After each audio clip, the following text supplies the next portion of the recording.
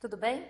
Eu sou Beth Dantas, sou coach, sou hipnóloga, palestrante e estudante das leis naturais e do desenvolvimento humano.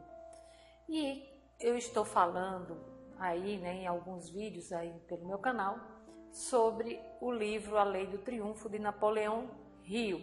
E para falar a verdade, o último vídeo que eu fiz foi sobre o medo da velhice. Então nós estamos falando dos 6 medos, os maiores 6 medos da humanidade, né? E o último vídeo foi, o último áudio-vídeo foi sobre medo da velhice. E hoje nós vamos estar falando aqui do medo da crítica, né? Esse é o terceiro medo. O medo da crítica.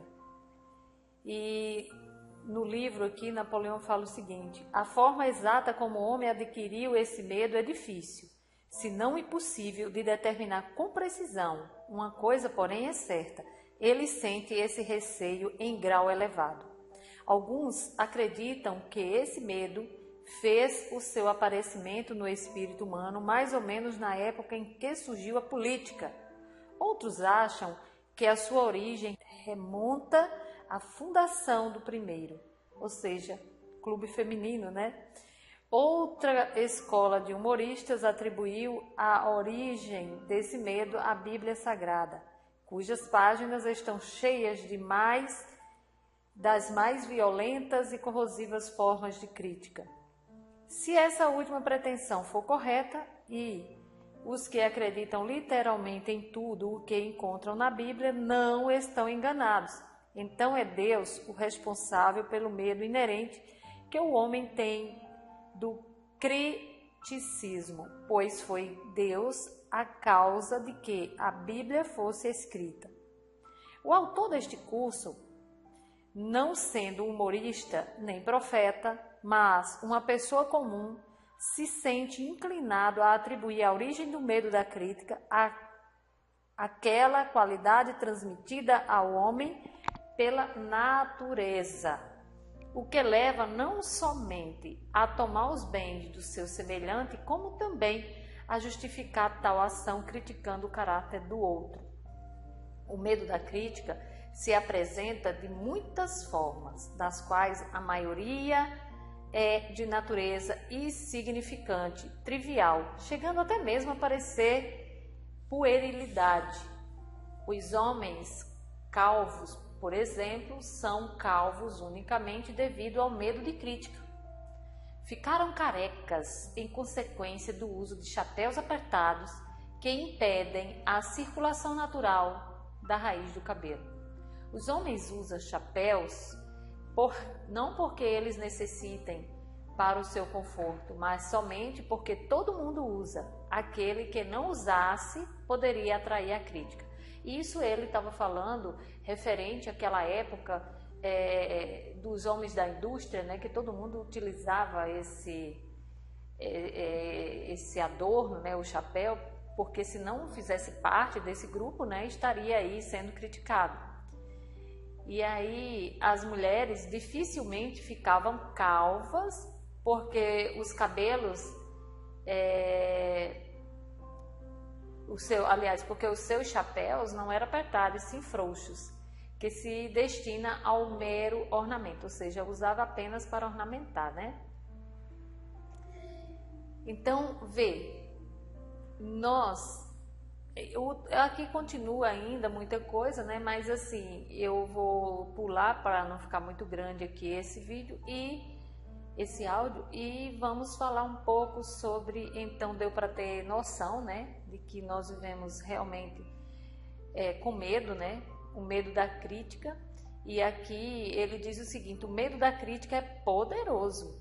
Houve um tempo que não vai muito longe em que as palavras descrentes significavam ruína para qualquer pessoa que fosse aplicada. Parece, portanto, que o medo da crítica tem amplas razões para existir, né? Tem amplas razões. Então, hoje, trazendo para hoje, para a nossa sociedade, para o momento atual, nós vivemos um momento de medo, né? Medo de crítica, medo de ser criticado por não ter a condição social que o outro tem, medo de se expor e não ter a quantidade de conhecimento que a maioria tem, medo de dizer, na verdade, o que nós sentimos e pensamos. Muitas das vezes nós ficamos assim, às vezes até travados, né?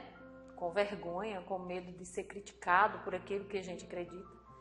Enfim, o medo da crítica é o terceiro medo e é uma das coisas importantes para a gente entender e aprender a eliminar, porque se nós queremos ter triunfo na nossa vida, se nós queremos triunfar, nós temos que aprender com quem conseguiu chegar a esse triunfo.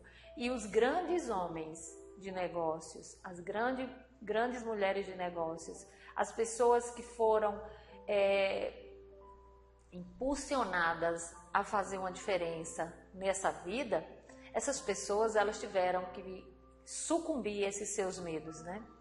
Então, esses dias mesmos eu estava vendo aí a história da Cleópatra de outro ângulo, né? Sem ser o ângulo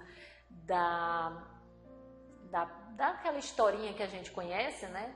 E aí a gente percebe como grandiosa foi essa mulher, como ela sucumbiu aos seus medos, inclusive, segundo o conhecimento que eu tive através do professor Hélio Couto e a ressonância harmônica, a Cleópatra foi uma grande mulher. Ela, inclusive, cometeu o seu próprio suicídio para proteger a sua nação. Então, olha só como que é importante a gente conhecer. E o que é que nós fazemos? Nós criticamos, né? Nós criticamos por falta de conhecimento, por medos, por várias coisas nós criticamos. Então é importante a gente estudar mais, a gente ir profundamente, né, aí descobrir. E quanto a essa questão aí da Cleópatra, se você achou interessante isso que eu falei, eu vou deixar aqui nos links abaixo o link da palestra do professor Hélio que fala isso, e você também vai ficar extasiado com essa informação, tá? Um momento incrível, né, histórico.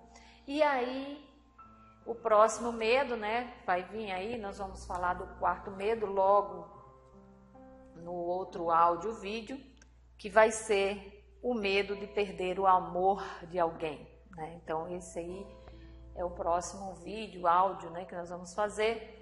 Eu espero que você esteja gostando, esteja aprendendo algo aqui comigo no meu canal. Um grande abraço e aproveite para se inscrever se você não é inscrito, dá o seu joinha, deixe um comentário, pelo menos uma palavra. Me ajude a continuar meu trabalho na internet. Um beijo do seu coração, muita luz e até a próxima.